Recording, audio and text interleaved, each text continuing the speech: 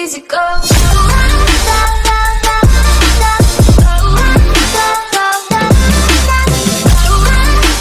What's up, everybody?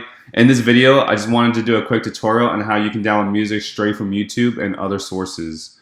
And this is one of my favorite websites because you can download high quality songs onto your smartphone, tablet, or whatever devices you might be using. So on google.com, if you type in MP3 Fiber, which is my favorite and most used ones for years, you click on here. And one thing I like about this website is that you can change the quality of it. I normally download my songs in 320 kilobytes because that's like a quality in which you can hear very clear. But if you're an Apple fanatic, then AAC is also a really good file as well. But in this example, I'm going to do the 320.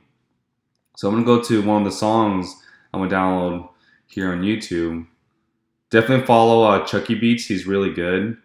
This is the beats I use in almost my outros of my videos, and he makes really good beats. So I'm gonna right click here, copy, and paste it here, and hit download now. So it takes a couple seconds.